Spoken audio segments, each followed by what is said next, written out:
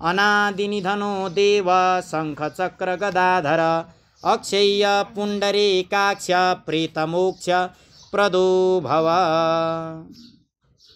अब 6औं अध्यायको कथा श्रवण गर्नेछौँ। गरुडजीले भगवान नारायणसँग सोध्नुहुन्छ, जति प्रकारको नरकको यातनाको बारेमा बताउनु भयो, जति मनुष्यले नराम्रो कर्म गर्छ त्यो नराम्रो कर्मको बारेमा बताउनु भयो। नरक जान्छ जीवले नराम्रो कर्म गरेपछि। 21 प्रकारको नरकको यातनालाई जब भोग गर्छ ती नरकमा जान्छ। नरकमा गएपछि यमराजका दूतहरूबाट अनेक प्रकारको दण्डलाई प्राप्त गर्छ। त्यो पापी जीवले कसरी चाहिँ मान्छे भएर जन्म लिन्छ त्यो कुरो बताइदिनुहोस्। हामी मान्छे बनेका छौँ, कसरी मान्छे भयौँ त्यो कुरो पनि सुन्न चाहन्छु भनेर गरुडजीले भगवानसँग सोध्नुभयो। जुन व्यक्तिले पाप कर्म गरेको छ, पाप कर्म गर्नेवाला व्यक्तिले हिजोसम्म बताए अनुरूप र आज अगाडि बताए अनुरूप उसले फल भोग्छ पाप कर्मको। त्यस पछाडि नरकमा जान्छ। नरकमा गएर पनि धेरै समय धेरै कालसम्म यमराजका दूतहरूबाट अनेक प्रकारको दण्डलाई प्राप्त गर्छ। कुटै खान्छ, चुटै खान्छ। त्यस पछाडि अलिअलि पाप उसको समाप्त हुँदै गइसकेपछि फेरि चित्रगुप्तले एकपल्ट खाता पल्टाएर हेर्नुहुन्छ। खाता पल्टाएर हेरिसकेपछि अब उसका सन्तान सन्ततिहरूले, उनका परिवारहरूले आफ्ना पिता पुर्खाहरूको नामद्वारा दिएको एउटा यस्तो पाटो आउँछ जुन प्रकारले हामीले गरेको जति पनि श्राद्ध हुन्छ, कर्म हुन्छ, हामीले जुन पिण्डदान आदि इत्यादि गर्छौँ यो कुरो चलेको छ। हामीले यहाँ जति दान दिन्छौँ गरुड पुराणले के बताएको छ भन्दा त्यो चिज चाहिँ हाम्रा पिताहरू पुर्खाहरू मरेर गएकोलाई प्राप्त हुन्छ भनेर बताएको छ। यसै गरी एकजना गुरुले चाहिँ गरुड पुराण बताउँदै जाँदाखेरि यहाँबाट दिएको कुराहरू सबै चाहिँ पितृलाई प्राप्त हुन्छ भनिसकेपछि सबै कुराहरू अर्पण गर्नुभएछ। परिवारहरूले अर्पण गरिसकेपछि जुत्ता, छाता आदि इत्यादि भाँडाकुँडा दिएको रहेछ। जो कर्म गर्न बस्नु भएको थियो उहाँहरूको परिवारमा एउटा सानो बच्चा रहेछ। उसले विचार गरेछन् यहाँबाट दिएको कुरो हाम्रो बुबालाई प्राप्त हुन्छ कि हुँदैन। दिन त दिएको छ। भोलिपल्टको दिनमा गुरुकै श्रीमतीले लगाउनु भएको छ जुत्ता, जुन सुनको हार दिएको छ, वास्तविक कुरा हो, जुन सुनको हार दिएको छ त्यो पनि गुरुकै पत्नी या गुरुजीले नै लाउनु भएको छ औँठी, र भन्नुभएको थियो फेरि पिता पुर्खाहरूलाई पाइन्छ भनेर जानकारी गराएको थियो। भोलिपल्ट आउँदै गर्दाखेरि त्यो पुत्रले देखेर आफ्नो बुवालाई भने, बुबा हिजोसम्म गरुड भनिरहने गुरुले अनेक कुराहरू गर्नुभएको थियो, दान हामीले राम्रोसँगले दिउँ, त्यो उहाँ कसरी पुगेन? उहाँकै पत्नी उहाँकै छोराहरूले लाएर घुमिरहेका छन् भनेपछि पुनः गुरुलाई बोलाइयो। गुरुलाई बोलाएर सोधियो, गुरुजी यो चिज उहाँ प्राप्त हुन्छ भनेको किन उहाँ प्राप्त भएन त भन्दा गुरुले बुझाउनु भयो, जसरी बाहिर पढ्नको लागि गएको छोरोले विशेष कार्ड, नागरिकता आदि इत्यादि लान भुलो भने आफ्नो आमा बुबाले यहाँबाट कुरियर गरेर उसलाई नागरिकता पठाइदिनुहुन्छ र उसले नक्कली नागरिकताको माध्यमद्वारा पनि उहाँ आफ्नो काम चलाउँछ। सच्चा नागरिकता यही हुन्छ। त्यस्तै प्रकारले जति पनि हामीले ब्राह्मणलाई अर्पण गर्छौँ, गौलाई अर्पण गर्छौँ, अनाथलाई अर्पण गर्छौँ, गरिब गुर्बाहरूलाई अर्पण गर्छौँ र त्यो चिज चाहिँ हाम्रा पितृ पूर्वजहरूलाई प्राप्त हुन्छ। कसरी प्राप्त हुन्छ भन्दा जसरी यहाँबाट बाहिर भएको छोरोलाई कुरियरको माध्यमद्वारा कुनै पनि कुरा पठाउन सकिन्छ। वेदको मन्त्रको शक्ति यति छ कि वेदको मन्त्रले वास्तविक कुरा त यहीँ देखिन्छ, तर त्यो वस्तु जुन छ त्यो वेदको मन्त्रले उनीहरू भएको ठाउँसम्म पुर्याउँछन्।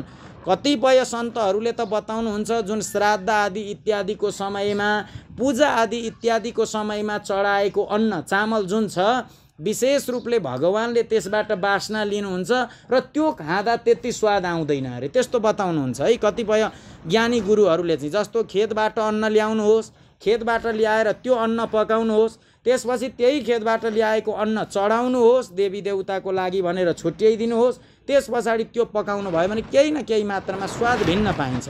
भन्नुको मतलब कर्म गर्नुपर्छ। जुन प्रकारको कर्म मनुष्यले गरेको छ फल त्यही अनुरूपको प्राप्त गर्छ। गरुडले भगवान नारायणसँग सोद्धा भगवान नारायण भन्नुहुन्छ, मनुष्यले जुन कर्म गरेको छ, अनेक प्रकारको नराम्रो कर्म गर्छ, चित्रगुप्तले खाता पल्टाएर हेर्नुहुन्छ, सन्तान सन्ततिहरूले राम्रो कार्य गरेको छ भनेपछि अब यसलाई आमाको गर्भमा पठाउनु पर्छ भन्ने विचार भगवानले गर्नुहुन्छ। भगवानको कृपा भएर नै हामी यो संसारमा आएका छौँ।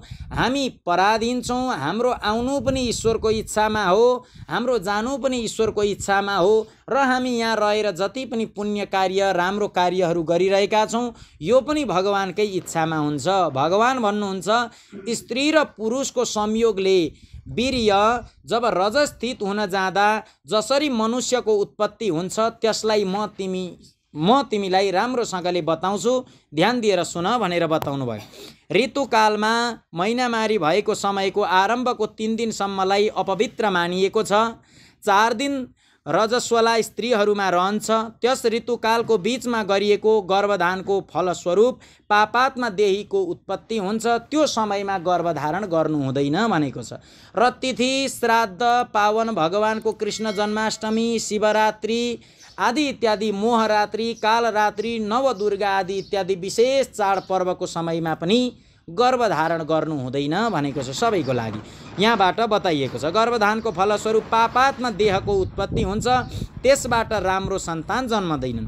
रजस्वला स्त्रीलाई प्रथम दिन दोस्रो दिन तेस्रो दिनसम्म केही मात्रामा अपवित्र मानिएको छ। त्यस पछाडि अगाडि बताइन्छ दैवको प्रेरणाले कर्मानुरोधी शरीर प्राप्त गर्नको लागि प्राणी पुरुषको वीर्य कणको आश्रय लिएका स्त्रीको पेटमा प्रवेश गर्छ।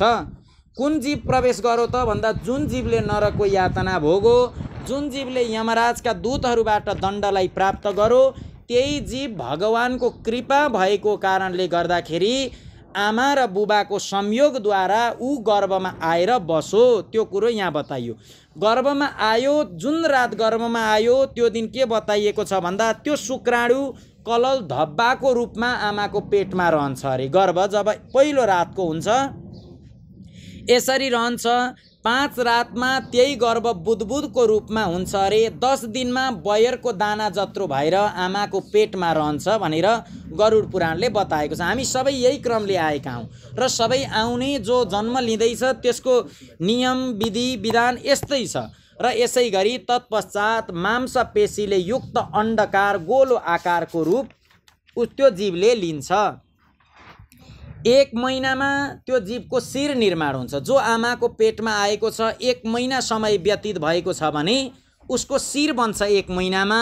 दोस्रो महिनामा उसको हात आदि शरीरका सबै अङ्गहरू बनेर तयार हुन्छन्। पहिलो महिना र दोस्रो महिनामा त्यो स्त्री हो या पुरुष हो त्यो भने चिन्न सकिँदैन अरे, किनकि आएको पनि हुँदैन।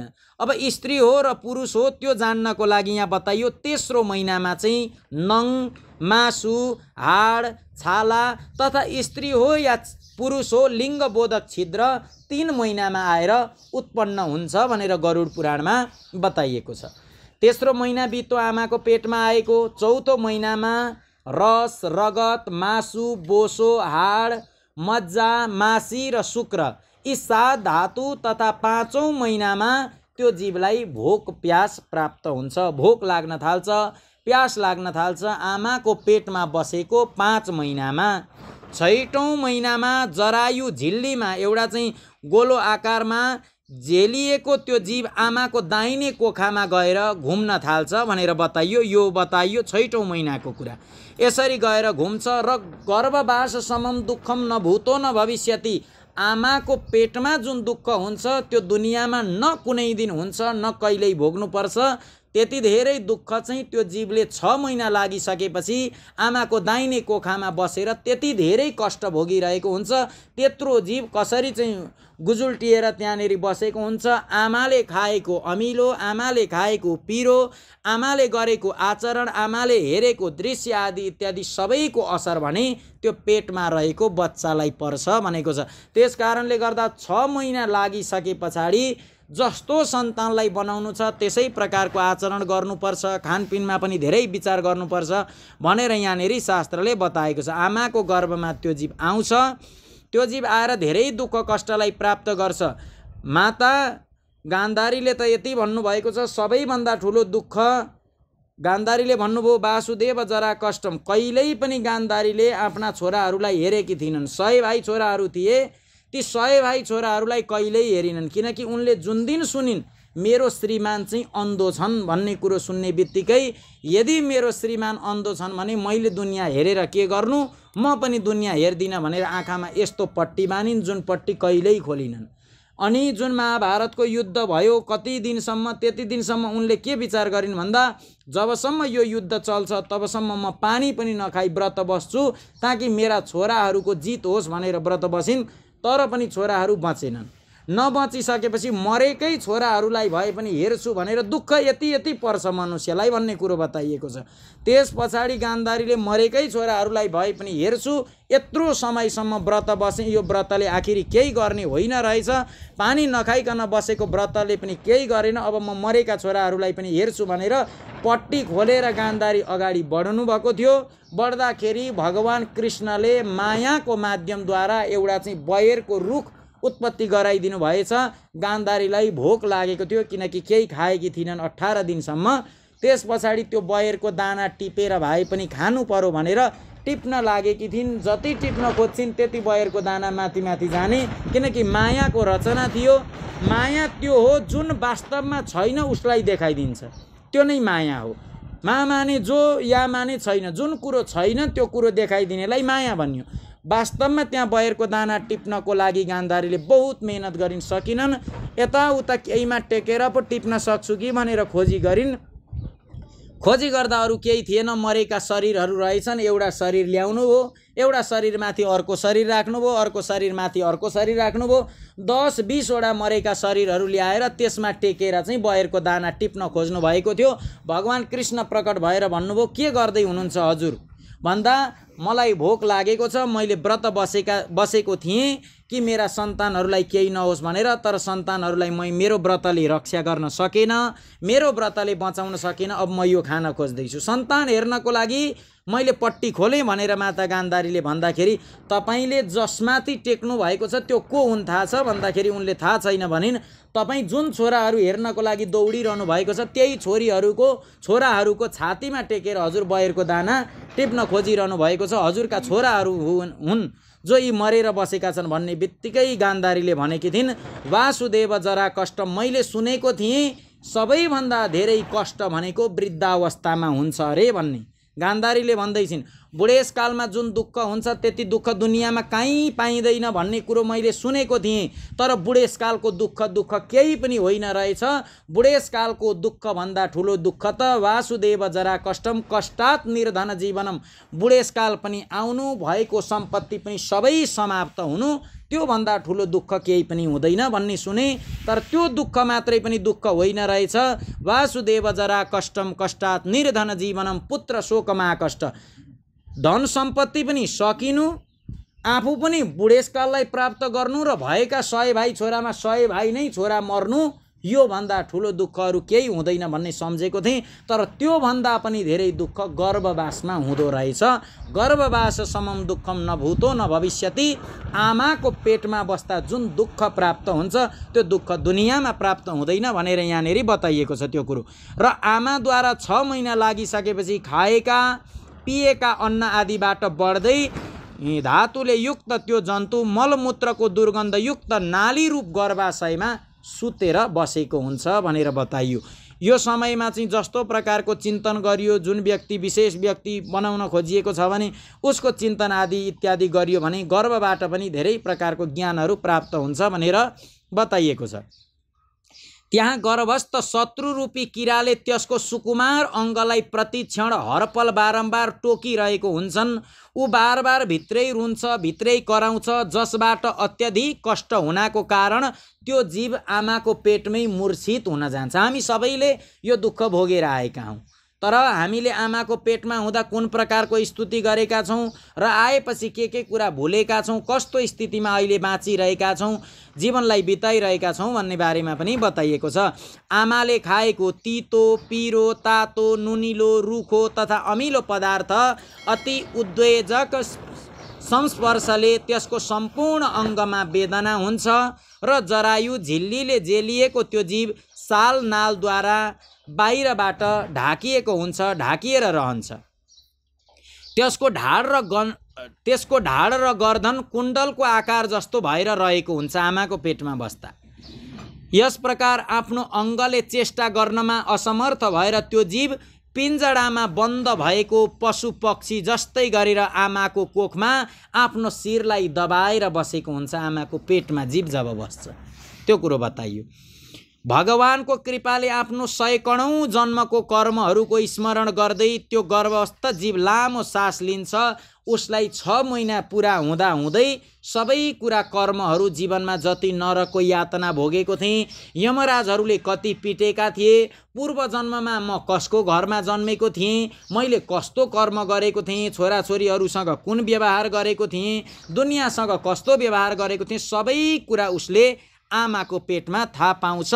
र त्यो कुरो थाहा पाइसकेपछि त्यही गर्भमै भएको जीवले लामो सास फेर्छ भनेर बताइयो।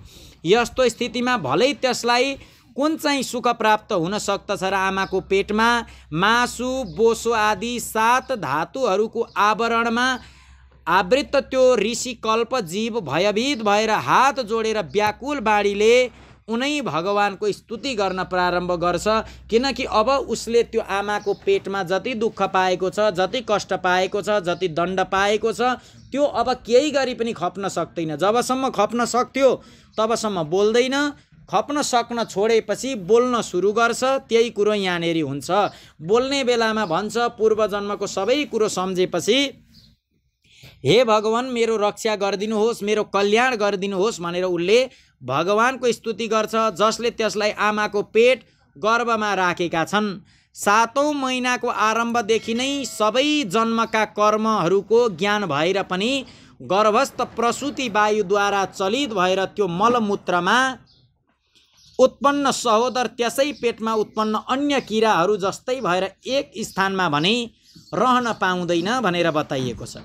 त्यस पछाडि आमाकै गर्भबाट 7औं महिनामा त्यो जीवले ईश्वरसँग स्तुति गर्छ, भगवानसँग प्रार्थना गर्छ, हे लक्ष्मीका पति भगवान नारायण, हे जगतका आधार जगदीश, अशुभको नाश गर्नुहुने तथा शरणमा आएका जीवहरूप्रति वात्सल्य भाव राख्नुहुने, दया गर्नुहुने, हामी सम्पूर्ण देहधारी जीवहरूको रक्षा गर्नुहुने, सम्पूर्ण प्राणीहरूमा हजुर स्थित रहनुहुने हे नाथ, हे परमात्मा, हजुरले मेरो रक्षा गरिदिनुहोस्। अब म यो आमाको पेटमा बस्न सक्दिनँ, अब म यो आमाको पेटमा एक छिन पनि बस्न सक्दिनँ, म यहाँबाट निस्कन चाहन्छु, मलाई यहाँ आमाको पेटमा गाह्रो भएको छ, मलाई निकालिदिनु भनेर त्यो जीवले आमाको पेटबाट भगवानसँग स्तुति गर्छ र भन्छ हजुरको मायाबाट मोहित भएर मैले पूर्व समयमा नराम्रो कर्म गरेँ, त्यो अहिले सबै कुरो सम्झेको छु, मलाई एकचोटि मेरो बिन्तीलाई सुनिदिनुहोस्, मलाई बाहिर निकालिदिनुहोस्।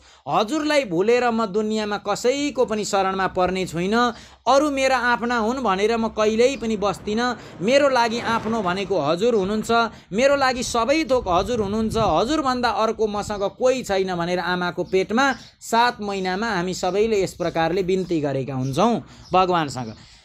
बताउँछन् हजुरको मायाबाट मोहित भएर म देहमा अहमभाव तथा छोरा र श्रीमती आदिमा ममत्व भावको अभिमानले जन्म मरणको चक्करमा एकचोटि त फँसी गएँ, अब फेरि जन्म दिनुहोस्। अब जन्म दिनुभयो भने म फँस्नेवाला छैन।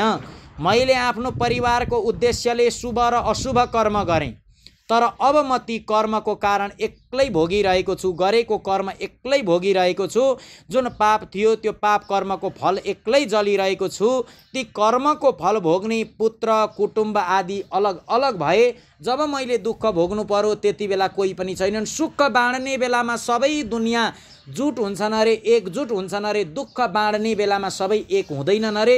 जो सुख बाँड्ने बेलामा एक हुन्छ त्यो सच्चा आफ्नो होइन अरे, जो दुःख बाँड्ने बेलामा एक हुन्छ त्यो चाहिँ सच्चा आफ्नो हो भनेर पनि बताइएको छ। सुख हुने बित्तिकै, सुख बाँड्ने बेलामा एक आपसमा म पनि आफन्त भन्दै हुँ भने दुनियाँ सुख हुँदाखेरि आफन्त बन्नेवाला धेरै प्राप्त हुन्छन्। यहाँनेरि बताइएको छ आदि अलग भए यदि यस गर्भबाट निस्किएर म बाहिर आउन पाए त फेरि हजुरको चरणको स्मरण गर्नेछु, यस्तो उपाय गर्नेछु जसबाट मुक्तिलाई प्राप्त गर्न सकूँ। मल र मूत्रको कुवामा खसेको तथा जठर अग्निले जलेर त्यहाँदेखि बाहिर निस्कन इच्छा गरिरहेको म कहिले बाहिर निस्कन पाउँला भगवान भनेर भन्छ। हाम्रो पेटमा जठर नाम गरेको अग्नि हुन्छ, त्यो अग्निबाट पनि जलिरहेको हुन्छ जीव। जुन दिन दयालु परमेश्वरले मलाई यस प्रकारको विशेष ज्ञान दिनुभयो, म उहाँकै शरण ग्रहण गर्दछु, जसबाट मलाई पुनः संसारको चक्करमा आउन नपरोस्, अथवा म आमाको गर्भगृहबाट कहिल्यै पनि बाहिर निस्कने इच्छा गर्दिनँ, किनकि बाहिर निस्कँदा पाप कर्मले पुनः मेरो दुर्गति हुनेछ। यसर्थ यहाँ अत्यन्त दुःखको स्थितिमा रहेर पनि म खेद रहित भएर हजुरको चरणको आश्रय लिएर संसारबाट आफ्नो उद्धार गर्नेछु जसरी भए पनि भगवान भनेर बार बार उसले भगवानको स्तुति गर्छ, भगवानको बिन्ती गर्छ, भगवानको प्रार्थना गर्छ।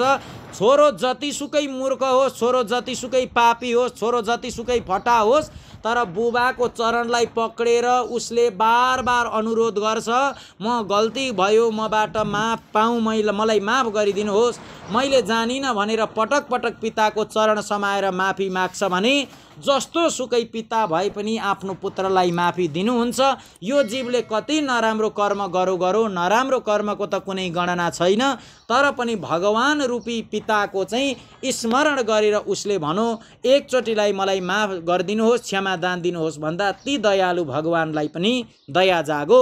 भगवान भन्नुहुन्छ यस प्रकारको बुद्धि भएको एवं स्तुति गर्दै 10 महिनाको ऋषिकल्प त्यो जीवलाई प्रसूति वायु प्रसवको लागि तुरुन्त तलतिर धकेलिदिन्छ।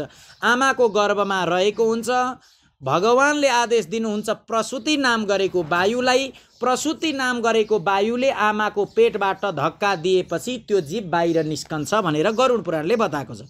बाहिर निस्कन्छ, बाहिर निस्कनै बित्तिकै उसले क्वाहम क्वाहम भन्छ, म को हुँ भनेर ऊ जीव रुन थाल्छ। रुन थालिसकेपछि अब आमाले परिचय दिनुहुन्छ, हिजोसम्म कसैलाई चिन्दैन थियो, आज बाहिर आउने बित्तिकै म को हुँ भनेर सोधो। आमाले भन्नुभयो म तेरी आमा हुँ, ऊ तेरो बुवा हो भनेर। उसले अहिलेसम्म अरूलाई चिनेको छैन, केवल आमा र बुवालाई मात्रै चिनेको छ। आमा बुवा मेरा हुन् भन्ने लागेको छ। समय बित्दै जान्छ, जन्मिने बित्तिकै कुनै सन्तानलाई यो आमा बुवा, सन्तानलाई हामी आमा बुवा होइनौँ अर्कै चाहिँ आमा बुवा छ भनिदिने हो भने अर्कैलाई आमा बुवा भन्छ बच्चाले। तर जुन कुरो हामीले सिकायौँ त्यो कुरो सिक्छ, धकेलिसकेपछि बाहिर आएपछि सबै कुरो उसले भुल्छ। भगवानलाई भुल्छ, आमा बुवालाई चिनेको हुन्छ, बिस्तारै दाजुभाइ हुन्छन्, दाजुभाइलाई चिन्छ, आफन्तलाई चिन्छ, घर परिवारलाई चिन्छ, ससुराली पक्षकोलाई चिन्छ। गर्दै गर्दै गर्दै गर्दै जुन माया परमात्मासँग गर्थ्यो उसले, त्यो माया उसले सबै कुरो बिर्सेर पुरा संसारमा नै उसले आफ्नो सबै मन दिएको हुन्छ। प्रसूति मार्गद्वारा तल शिर गर्दै सहसा खसेको त्यो जीव, आतुर जीव अत्यन्त कठिनतापूर्वक बाहिर निस्कन्छ र त्यस समय त्यो सास लिन पाउँदैन तथा त्यसको स्मृति ज्ञान पनि सबै नष्ट भएर जान्छ। आमाको पेटमा हुँदाको ज्ञान बाहिर निस्कने बित्तिकै सबै जस्ताको तस्तै सबै बिर्सिन्छ उसले। पृथ्वीमा मलमूत्र बीच खसेको त्यो जीव मलमा उत्पन्न किरा जस्तै चेष्टा गर्दछ र विपरीत गति प्राप्त गरी ज्ञान नष्ट हुनाले अधिक रुन थाल्छ, अत्याधिक रुन थाल्छ। उसले गर्भमा हुँदा चाहिँ आमाको पेटमा रहेको बेला जीवले भगवानको स्तुति गर्छ, भगवान हजुरलाई नै भज्छु, हजुरलाई बाहेक अरू कसैलाई भज्दिन भन्छ अरे एउटा स्थितिमा। अर्को स्थितिमा चाहिँ जहाँ मान्छेहरूलाई जलाइन्छ, जलाएको बेला पनि मनुष्यलाई वैराग्यता प्राप्त हुन्छ अरे, केही रहेनछ जिन्दगी लाने केही रहेनछ भनेर। तर चिता जलिसकेपछि त्यो कुरो फेरि बिर्सिन्छ अरे व्यक्तिले। कुनै कुनै सन्त ज्ञानीहरूले भन्नुभएको कुरो, यो जुन मसान घाट छ, मान्छे जलाउने ठाउँ चाहिँ बजारको बिचमा बन्नु पर्थ्यो भन्नुहुन्छ सन्तहरू, जसले आफ्नो समय सारा भगवत चिन्तनमा बिताउनु भयो। किन त्यसो भन्नुभयो त भन्दा बजारमा जहाँ सागसब्जी किन्छौँ त्यहाँ चाहिँ मान्छे जलाउने ठाउँ हुनु पर्यो अरे। कारण किन भन्दा दिनमा 1-2 चोटि मान्छे जल्दै गरेको देखो भने अहङ्कार, घमण्ड, राग, ईर्ष्या उसको समाप्त हुन्छ अरे। दिनमा 1-2 वटा मान्छे जलेको देख्नुपर्छ अरे। त्यसपछि आखिरी रूप केही होइन रहेछ, धन केही होइन रहेछ, सम्पत्ति केही होइन रहेछ भन्ने चेतना हुन्छ भनेर सन्तहरूको भनाइ छ। त्यस प्रकारको अगाडि बताइन्छ रोगी भएको अवस्थामा, गर्भमा रहेको अवस्थामा, मसान चाहिँ जलिरहेको अवस्थामा व्यक्तिलाई वैराग्यता प्राप्त हुन्छ। पुराण सुनेको बेलामा मान्छेलाई वैराग्यता प्राप्त हुन्छ। तर यी कुरा सकिसकेपछि फेरि त्यो कुरा सबै भुलेर मनुष्य फेरि माया मोह दुनियाँ प्रपञ्चमा नै रहेको हुन्छ भन्ने कुरो बताइयो। यदि त्यो स्थिर भएमा त कुन व्यक्ति सांसारिक बन्धनदेखि मुक्ति हुने थिएन र, मुक्त हुने थिएन र, सबैको मुक्ति हुन्थ्यो। कर्मभोगको अनन्तर जीव गर्भबाट बाहिर आउँछ, तब त्यसै समय वैष्णवी माया त्यस मानिसलाई मोहित गरिदिन्छन्। त्यस समय मायाको स्पर्शले त्यो जीव विवश भएर केही पनि बोल्न पाउँदैन। प्रत्युत बालक आदि अवस्थामा हुने दुःखहरूलाई पराधीन झैँ भएर भोग्दछ। बालक अवस्थामा पनि दुःख हुन्छ, बालक अवस्थाको कष्टलाई पनि भोगिरहेको हुन्छ। परमात्माको कृपाद्वारा जब दाँत नहीं तब दाँत दियो, ईश्वरले कृपा गरेर दाँत थिएन, दाँत प्रदान गर्नुभयो। सबै प्रकारको रक्षा परमात्माले गर्नुभयो। हामी आफ्नै कानको रक्षा त गर्न सक्दैनौँ, आफ्नै आँखाको त रक्षा गर्न सक्दैनौँ। त्यो ईश्वरले दिएको वरदान मेरो छोरोलाई मैले हेरेको छु, मैले रक्षा गरेको भन्नु पनि एक प्रकारको मूर्खता नै हो मनुष्यको। जुन दिन ईश्वरले चाहनुहुन्छ तबसम्म हाम्रो सन्तान, हाम्रो परिवार रक्षामा रहन्छ। ईश्वरले चाहनु भएन भने त्यो दिन समाप्त हुन्छ। हामीले चाहेर दुनियाँमा केही पनि हुनेवाला छैन, किनकि हामी स्वाधीन थियौँ भने हामीले चाहेर हुन्थ्यो होला, तर हामी पराधीन छौँ, हामी कसैको अधीनमा छौँ। त्यसको पोषण गर्नेहरू त्यसको इच्छालाई जान्दैनन्, अत प्रत्याख्यान गर्नमा असमर्थ हुनाको कारण त्यो अनभिप्रेत विपरीत स्थितिलाई प्राप्त गर्दछ। स्वेद जीवबाट दूषित तथा मलमूत्रले अपवित्र शय्यामा सुति जानाले आफ्नो अङ्गलाई चिलाउनमा, आसनबाट उठ्नमा तथा अन्य चेष्टाहरू गर्नमा त्यो असमर्थ रहन्छ। जसरी एउटा किराले अर्को किरालाई टोक्दछ, त्यसै प्रकार ज्ञान शून्य हुँदै त्यस शिशुको कोमल छालालाई डाँस, लामखुट्टे र झिँगा आदि जन्तुहरूले बार बार पटक पटक व्यथित गराइरहेका हुन्छन्, दुःख दिइरहेका हुन्छन् भनेर बताइयो। यस प्रकार शैशवावस्थाको दुःख भोगेर त्यो जीव पौगण्डावस्थामा पनि दुःख नै भोग्दछ। त्यसपछि युवावस्थालाई प्राप्त गरेर आसुरी सम्पत्तिलाई प्राप्त गर्दछ। तब त्यो दुर्व्यसनमा आसक्त भएर नीच मानिसको साथ सम्बन्ध बनाउँछ र त्यो काम लम्पट प्राणी, शास्त्र तथा सत्पुरुषसँग नै द्वेष गर्न थाल्दछ।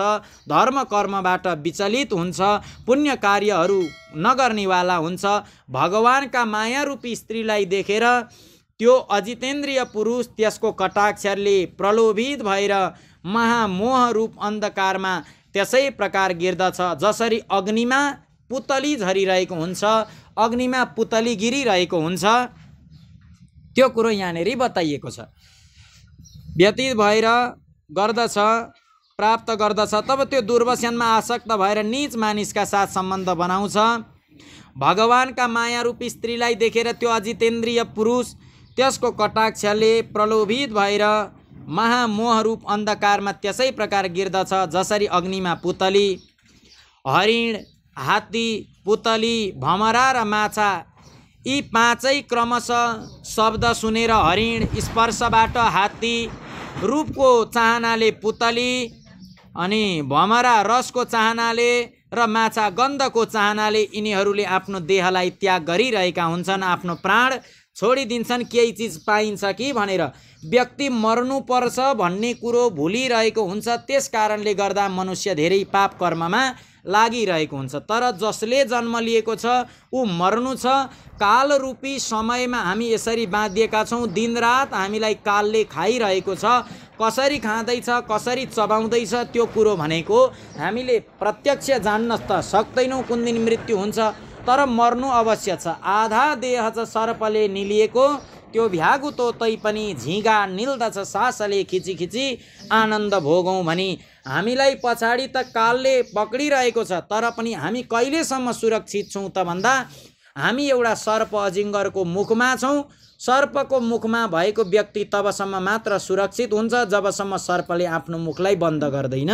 मुखलाई बन्द गरिसकेपछि हाम्रो दुनियाँबाट नाम निशान पनि 10 वर्ष, 20 वर्ष, 50 वर्षपछि सबै समाप्तै भएर जान्छ। कसैले पनि चिन्दैन। 200 वर्ष अगाडि आउनेवाला व्यक्ति, 300 वर्ष अगाडि आउनेवाला व्यक्ति सबैलाई हामीले चिनेका छैनौँ। भन्नुको मतलब दुनियाँमा आउँछौँ, मरिसकेपछि 10 वर्ष, 20 वर्ष, 50 वर्ष कसै न कसैको हृदयमा बसेला, ज्यादा बसे 100-200 वर्ष, त्यस पछाडि हाम्रो नाम निशान दुनियाँ मेटिएर जान्छ। त्यस कारणले गर्दाखेरि मनुष्य मर्नेवाला जीव हो। आफूले मर्नुपर्छ भन्ने सम्झेर उसले पुण्य कर्म गर्नुपर्छ। तर मनुष्य कसरी बसेको छ भन्दा अगाडि अगाडि झिँगा भागिरहेको छ, आधा देह छ सर्पले निलिएको त्यो भ्यागुतो, अगाडि अगाडि झिँगा भाग्दैछ, व्यक्ति यसरी दौडिरहेको हुन्छ अरे। त्यस कारणले रुनुपर्छ अरे। पछाडि त फर्केर कहिल्यै हेर्दैन अरे। सिडी चढेको छ, पछाडि पनि ठिकठाक हुनु पर्यो। अगाडि हेरेर हिँडिरहेको छ, पछाडि हेरेको छैन झिँगा, त्यो झिँगालाई खानको लागि भ्यागुत्तो दौडेको रहेछ। भ्यागुत्तोले पनि पछाडि फर्केर हेरेको छैन, पछाडि के आइरहेको छ, मेरो समय पो आउँदैछ कि, मेरो लागि पनि कोही काल छ कि, मभन्दा पनि ठुलो कोही जीव पो छ कि, त्यो कुरो उसले याद गरेको हुँदैन। आफूले दम्भ गरेर, आफूले अहङ्कार गरेर मभन्दा ठुलो दुनियाँमा कोही छैन भनेर भ्यागुत्तो झिँगालाई खान खोज्छ।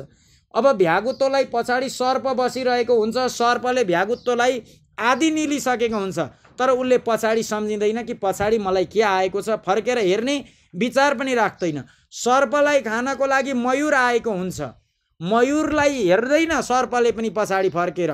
मयूरलाई चाहिँ जाल मार्नेवाला व्यक्ति बसेका हुन्छन्, बाण हान्नेवाला बसेको हुन्छ, बाघले खान्छ मयूरलाई, बाघलाई पनि मार्नको लागि पछाडि तीर बाण ताकेको हुन्छ, तर आफू पछाडिको मृत्युलाई व्यक्तिले ख्याल गर्दैन।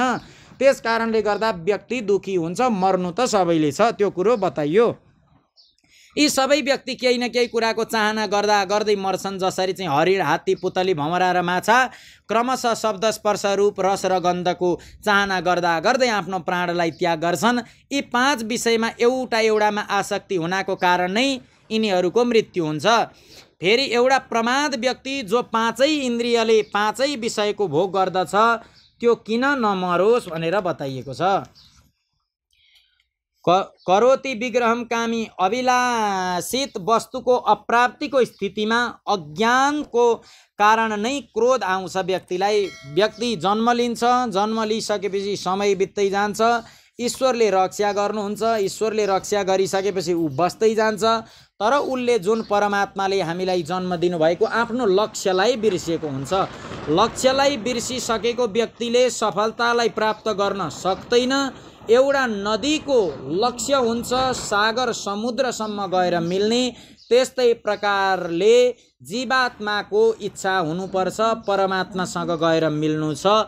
जुनसुकै व्यवधानहरू किन नआउन्, तर परमात्मालाई मैले चिन्नुपर्छ। वास्तविक मेरो आफ्नो भनेको परमात्मा हो।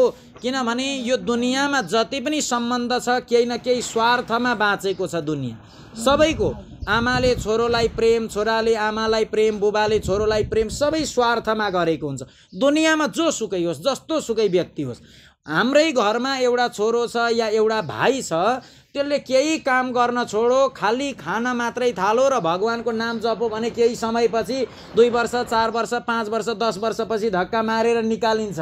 किनकि यो केही कामको छैन नि त। अब केवल भगवानको भजन गर्छ, कमाउने कुनै सोच छैन, ल्याएर केही गर्ने सोच छैन, पितामाताको सेवा गर्ने सोच छैन, मातापिताको वचन सुन्दैन, भनेको कुरो टेर्दैन भने त्यसलाई कसले राख्छ त भन्दा केही न केही स्वार्थमा सम्बन्ध टिकेको छ। निस्वार्थ कसैले कसैलाई प्रेम गरेको हुँदैन, कसैले कसैलाई सम्बन्ध जोडेको पनि हुँदैन। र दुनियाँमा बताइएको छ जीवनमा एउटा मात्रै व्यक्तिलाई खुसी बनाउँछु भनेर हजुर अगाडि बढ्नु भयो भने मर्नुहुन्छ, तर एउटा व्यक्तिलाई मात्रै खुसी बनाउन हजुरले जिन्दगीभरिमा सक्नुहुन्न।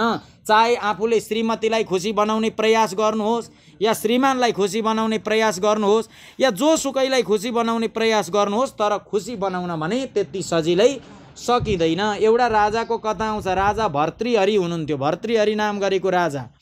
उहाँले आफूलाई भन्दा धेरै खुसी बनाउन चाहनुहुन्थ्यो आफ्नो पत्नीलाई, र माया पनि गर्नुहुन्थ्यो आफ्नो पत्नीलाई साह्रै धेरै, आफूलाई भन्दा धेरै प्रेम गर्नुहुन्थ्यो। राजा भर्तृहरिले आफ्नो पत्नीलाई एक दिन सन्त आएर राजा भर्तृहरिलाई वेदका मन्त्रहरूको शक्ति भरेर एउटा फल दिनुभएछ र राजा भर्तृहरुलाई भन्नुभयो, राजन यो फल तिमीले खाऊ, यो फल खायौ भने तिमी सधैँ राम्रो हुन्छौ, कहिल्यै तिमी बुढो हुनु पर्दैन, सधैँ राम्रो हुन्छौ तिमी, यो फल खाऊ भनेर राजा भर्तृहरिलाई एउटा सन्तले दिनुभयो। राजाले प्रेम आफ्नो श्रीमतीलाई गरेको थियो, दुनियाँमा सबैभन्दा धेरै श्रीमतीलाई त खुसी बनाउन सक्छु होला भनेर ती राजाले त्यो फल आफूले खानु भएन, सोच्नु भयो मैले यो फल खाएँ भने म अमर रहन्छु, म राम्रो रहन्छु, तर मेरो श्रीमती त मर्छिन् नि त, बरु मैले जसलाई चाहेको छु यो फल उसलाई दिनु पर्यो भनेर राजा भर्तृहरिले त्यो फल आफ्नो श्रीमतीलाई दिनुभयो। तर श्रीमतीले माया श्रीमानलाई नगर्दी रहेछिन्, जानिँदैन पनि फेरि सबैको, उसले माया मलाई नै गरेको छ, मैले माया गरेको छु भने, आमाले सन्तानलाई माया गरेको छ भने सन्तानले पनि मलाई नै माया गरेको छ भन्ने पक्का कुरो जानिँदैन। पतिले पत्नीलाई माया गरेको छ या पत्नीले पतिलाई माया गरेको छ भने मायाको बदलामा उसले पनि मलाई उत्तिकै माया गरेको छ भन्ने जानिँदैन। राजा भर्तृहरिलाई दिएको फल राजा भर्तृहरिले पत्नीलाई दिनुभयो, पत्नीले त्यो फल खाइनन्। किन खाइनन् भन्दा पत्नीले मन पराउँदी रहेछिन् एउटा चाहिँ सेवकलाई, होइन सेनापतिलाई, राजाको घरमा काम गर्नको लागि बसेको सेनापतिलाई बहुत प्यार गर्दी रहेछिन्, खुसी बनाउन चाहदी रहेछिन्। त्यस कारणले गर्दा ती रानीले पाएको फल चाहिँ भर्तृहरिकोमा हुने सेनापतिलाई त्यो फल लगेर दिन्, किनभने मैले खाएँ भने म जवानी हुन्छु, म अमर हुन्छु, त्योभन्दा मैले जसलाई माया गर्छु, जो खुसी भएको देख्न चाहन्छु उसलाई दिनु पर्यो। त्यो फल गयो सेनापति भएको ठाउँमा, सेनापतिले फेरि महारानीलाई प्रेम नगर्दा रहेछन्।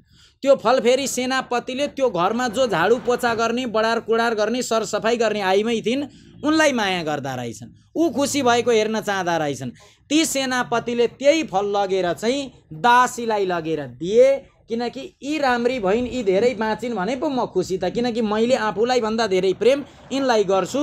जब दासीको हातमा त्यो फल पुग्यो, दासीले विचार गरिन् अब के गर्ने त भन्दा यो फल मैले खाएँ भने म राम्री हुन्छु, यो फल मैले खाएँ भने म अमर हुन्छु, तर म अमर भएर म राम्री भएर के गर्नु, आखिर अर्काको घरमा पोछै गर्ने हो, झाडु नै लगाउने हो, सरसफाइ नै गर्ने हो, त्योभन्दा मलाई भन्दा धेरै आवश्यकता त यो फल यदि छ भने राजालाई छ। राजा को राजा भन्दा भर्तृहरि राजालाई छ। त्यो फल लगेर उनले कहाँ लगेर दिन् भन्दाखेरि तिनै राजालाई दिन्। फल कहाँबाट आयो अरू कसैलाई थाहा थिएन, तर फल देखेपछि राजाले फल थाहा पाउनुभयो, यो त फल मैले आफ्नो पत्नीलाई दिएको थिएँ। दासीलाई गएर सोध्नुभयो यो फल कहाँबाट पायौ, उनले मलाई माफ गरिदिनुहोस्, मलाई उनले प्रेम गर्थे, उनले दिए। सेनापति भएको ठाउँमा जानुभयो, कहाँबाट पायौ, सेनापतिले भने महारानीले मलाई प्रेम गर्नुहुन्थ्यो त्यस कारणले फल पाएँ। राजा भर्तृहरिलाई लाग्यो दुनियाँमा एउटा व्यक्तिलाई पनि खुसी बनाउनको लागि दुनियाँ थोक दिनुहोस्, जति थोक चाहेको हुन्छ, दुनियाँ कुरा अर्पण गर्दा पनि जीवनमा बरु मृत्यु हुन्छ, एउटा व्यक्ति पनि खुसी हुँदैनन्।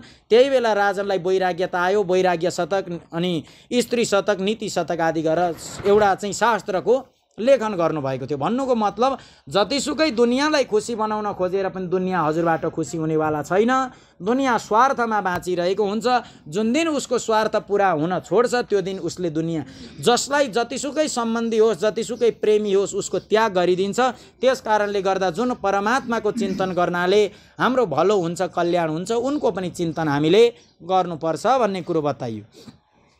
क्रोध आउँछ। अभिलाषित वस्तुको अप्राप्तिको स्थितिमा अज्ञानताको कारण नै व्यक्तिलाई क्रोध आउँछ र शोकलाई प्राप्त व्यक्ति शरीरका साथै बढ्ने अभिमान तथा क्रोधको कारण त्यो कामी व्यक्ति स्वयं आफ्नो विनाशको लागि अर्को कामी पुरुषसित द्वेष गर्दछ। व्यक्ति त्यस पछाडि बढ्दै जाँदाखेरि रोग व्याधहरूले उसलाई चाहिँ झेल्छन्। शास्त्रले बताएको छ, कथा के बताइयो भन्दा गरुडले बताएको कुरो, व्यक्तिलाई मृत्यु अनेक प्रकारबाट आउँछ। मृत्युको ठेट कारणै यही हो र यही कारणले व्यक्तिको मृत्यु हुन्छ भनेर प्रमाण गर्न त सकिँदैन। तर मृत्युका केही पाटाहरू छन्, केही पक्षहरू छन्। गरुडले बताएको एउटा पक्ष भनेको हामीले दुईटै औँलाले कान बन्द गर्दाखेरि रक्त सञ्चारको आवाज जुन आउँछ, स्वाँ गरेको आवाज आउँछ, हामीले सुन्न सक्छौँ। त्यो आवाज जीवनमा सुन्न छोडियो भनेदेखि सम्झिनु पर्छ अरे व्यक्तिले 6 महिना वर्ष दिन भित्रमा मेरो मृत्यु हुँदैछ। अर्को आफूले आफ्नै नेत्रले आफ्नै चाहिँ नाकको कुनै पनि भागलाई यदि देख्न बन्द भयो भनेदेखि, हामीले देख्न छोड्यौँ भनेदेखि त्यसबाट पनि सम्झिनु पर्छ अरे केही समयमा एउटै कारणले मात्रै हुँदैन। अब चाहिँ नेत्रले नाकको टुप्पो देखिएन भने अब मेरो मृत्यु आउने हुँदैन। धेरै प्रकारको कारणहरू हुन्छन्, तीमध्ये यी पनि एउटा केही कारण हुन् भनेर यसले बताएको छ। र ईश्वरको चिन्तन गर्दै हामीले अन्तिम समयमा प्राप्त गर्यौँ र भगवानको चिन्तन गरेका छौँ भने हाम्रो मृत्यु पनि त्यही प्रकारले हुन्छ अरे।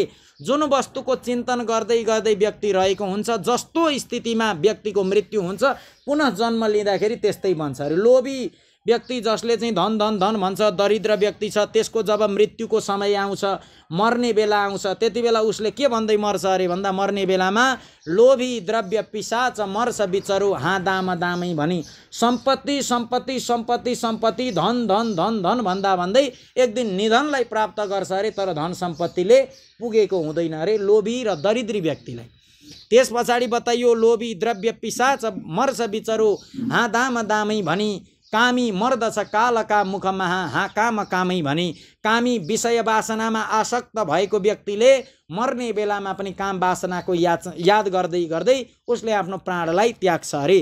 दम्भी मर्दछ कालको मुखमा हाँ नाम नामै भनी जान्छन् भक्त मुसुक्क हाँसी खुसी भई हाँ राम रामै भनी। चाहिँ दम्भी छ, अहङ्कारी छ भने उसले चाहिँ मेरो मान सम्मानको चाहना गर्दा गर्दै मैले यति नाम राख्न सकिनँ भनेर मर्छ अरे। तर जो सच्चा भक्त छन्, जसले ईश्वरको चिन्तन गरिरहेका छन्, उनीहरू मृत्यु आउँदा खुसी हुन्छन् अरे। को चाहिँ पुलिसलाई देख्दा डराउँछ भन्दाखेरि जो फटा छ, जसले नराम्रो कर्म गर्छ, ऊ पुलिसलाई देख्दा डराउँछ। कतिपय व्यक्ति त पुलिसलाई अँगालो हालेर पनि हिँड्नुहुन्छ। यस्तै प्रकारले यमराजसित त्यही व्यक्ति डराउँछ जसले नराम्रो कर्म गरेको छ।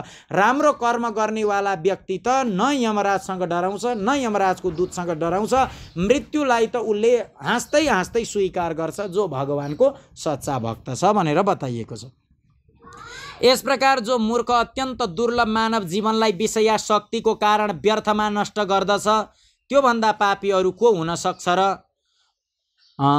अभिलाषित वस्तुको अप्राप्तिको स्थितिमा अज्ञानको कारण नै क्रोध आउँछ र शोकलाई प्राप्त व्यक्ति शरीरका साथै बढ्ने अभिमान तथा क्रोधको कारण त्यो कामी व्यक्ति स्वयं आफ्नो विनाशको लागि अर्को कामी पुरुषसित शत्रुता गर्दछ।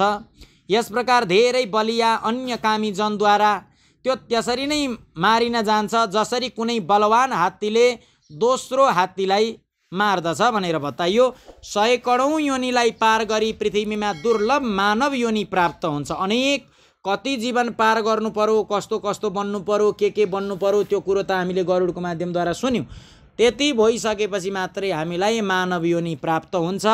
मानव शरीर प्राप्त भएर पनि ब्राह्मणत्वको प्राप्ति त्यसभन्दा अझ दुर्लभ छ। ब्राह्मणको कुलमा जन्म लिनु त्यो भन्दा पनि उत्तम छ। अति दुर्लभ ब्राह्मणत्वलाई प्राप्त गरेर पनि जो व्यक्ति ब्राह्मणत्वको रक्षाको लागि अपेक्षित धर्म कर्म अनुष्ठान गर्दैन, केवल इन्द्रियहरूको तृप्तिमा नै प्रयत्नशील रहन्छ, उसको हातमा आएका अमृत स्वरूप त्यो अवसर उसको असावधानीले नष्ट हुन जान्छ। त्यसपछि वृद्धावस्थालाई प्राप्त गरी महान रोग व्याधिले व्याकुल भएर मृत्युलाई प्राप्त गरी त्यो पूर्ववत महान दुःखपूर्ण नरकमा जान्छ। यस प्रकार जन्म मरणको कारणभूत कर्मपाशले बाँधिएको त्यो पापी मेरो मायाले मोहित भएर कहिल्यै पनि वैराग्यलाई प्राप्त गर्दैन। हे तार्क्ष, यस प्रकार मैले तिमीलाई अन्त्येष्टि कर्मले हीन पापीहरूको नरक गतिको बारेमा वर्णन गरेर सुनाएँ।